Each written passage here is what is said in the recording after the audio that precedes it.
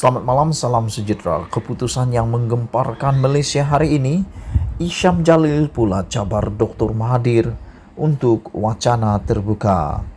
Berita sepenuhnya. Selepas debat perdana antara bekas Perdana Menteri Datuk Seri Najib Razak dan Presiden PKR Datuk Seri Anwar Ibrahim berakhir pada Khamis lepas, satu lagi cabaran wacana terbuka dibuat oleh Ketua Penerangan BN Selangor, Isham Jalil. Isham mencabar bekas Perdana Menteri Tun Dr. Mahathir Mohamad untuk berdebat dengannya secara terbuka. Kepada Yang Berhormat Tun Mahathir, dengan segala hormat, saya ingin menjemput Tun untuk berwacana dengan saya pada bila-bila masa yang Tun berkelapangan. Bukan untuk berdebat atau berpolitik, tetapi untuk berwacana secara terbuka, untuk bincang berkenaan dasar-dasar dan hala tuju negara secara ilmiah dan berhemah. Contohnya, berkenaan isu mata wang ringgit yang kian lemah, soal ekonomi, isu rule of law dan masa depan Malaysia dan cadangan-cadangan penyelesaiannya, cabar Isham hari ini. Jelas Isham, cabaran itu diketengah olehnya yang mewakili golongan muda di negara ini bagi mendapatkan penerangan secara jelas daripada terus berbeza pendapat di media sosial. Oleh itu, daripada Tun dan saya asik komen dan berbeza pandangan di Facebook sahaja, mungkin elok kita bersemuka dan bertukar pandangan secara terbuka. Wacana ini mungkin akan dapat mencambahkan pemikiran dan membantu kita dan rakyat melihat pandangan-pandangan dan penyelesaian dari perspektif generasi Tun dan juga generasi saya untuk berkepentingan masa depan Malaysia. Jika Tun sudi, kami adalah berbesar hati, katanya lagi. Pada Khamis lalu, satu sejarah tercipta apabila satu debat perdana berjaya dianjurkan 4 entiti media iaitu Malaysia Gazette, SOWani, Sinar Harian dan Sinshu Daily yang menampilkan Najib dan Anwar sebagai ahli panel.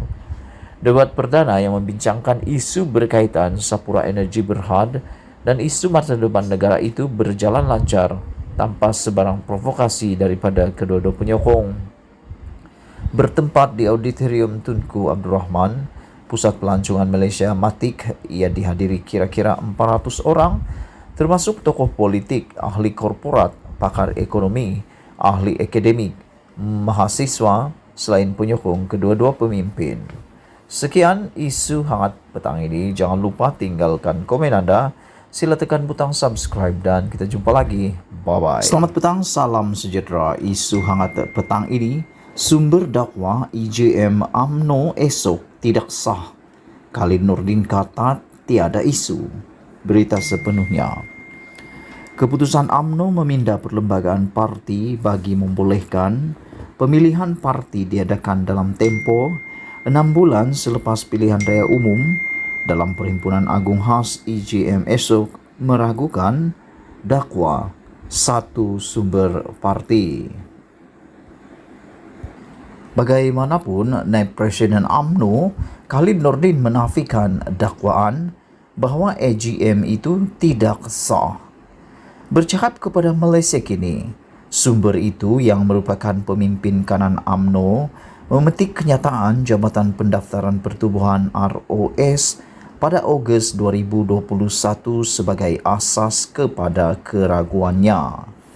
Dalam kenyataan pada 10 Ogos 2021, Ketua Pengarah ROS Jasri Kasim berkata bahawa kepimpinan Majlis Tertinggi UMNO ketika itu hanya berboleh berfungsi sebagai caretaker sehingga selesai pemilihan dan mesyuarat agung UMNO 2021. Sementara dalam kenyataan berasingan bertarikh 30 Ogos, ROS memberitahu bahawa pemilihan parti itu mesti diadakan sebelum 29 Disember 2022. Maka, kenyataan-kenyataan ini membuatkan kita meragui keputusan pucuk pimpinan UMNO memindah perlembagaan parti, kata sumber itu yang tidak mahu mendedahkan namanya. Tambahnya, ROS dalam kenyataan 30 Ogos 2021 hanya memutuskan penangguhan pemilihan UMNO untuk penggal 2021-2023 sebagai sah. ROS tidak membatalkan keputusan awal yang lain. Seperti MT UMNO ketika ini hanya boleh berfungsi sebagai caretaker. Jadi, ini menimbulkan soalan, apakah AGM esok sah dari segi perlembagaan parti? MT tidak ada kuasa untuk membuat sebarang keputusan dasar dan keputusan ROS pemilihan parti itu mesti diadakan sebelum 29 Disember 2022. Masih kekal kata sumber itu lagi. Untuk rekod, kepimpinan caretaker bermakna MT yang diketuai Presiden UMNO Ahmad Zahid Hamidi hanya boleh menjalankan kerja-kerja pentadbiran parti. Tak ada isu, kata Khalid. Namun, Khalid ketika dihubungi menafikan segala dakwaan berhubung EGM esok. Itu surat ROS tahun lepas. Jika kepimpinan MT UMNO hanya boleh berfungsi sebagai caretaker PAU, mengapa PAU Perhimpunan Agung Tahunan Mac 2022 iaitu melepasi tarikh 30 Jun 2021 tak pula dipertikaikan? Tidak ada isu pertikaian EGM esok, katanya. Sementara itu, Zahid Hamidi berkata, EGM esok adalah selaras dengan kehendak ditetapkan ROS. Perhimpunan khas esok adalah selaras dengan kehendak ditetapkan ROS. Pindaan yang akan dilakukan esok adalah untuk memindah klausa yang termaktub dalam perlembagaan UMNO. Klausa 10.16 perlembagaan UMNO yang ada mengatakan parti itu dibenarkan untuk memanjangkan tempoh khidmat pemegang jawatan 18 bulan selepas tamat tempoh atau selepas masa 6 bulan PRU, tulis Zahid dalam Facebook.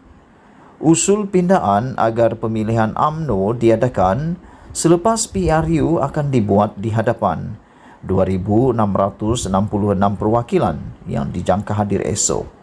Untuk rekod, pada 2009, UMNO melakukan 7 pindaan terhadap lembagaan parti itu pada EGM yang diadakan bulan Oktober.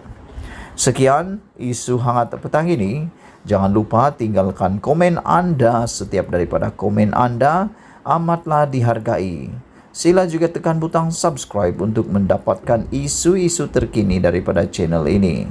Malaysia kita punya, kita jaga sama-sama. Cintai Malaysiaku. Kita jumpa lagi. Bye-bye.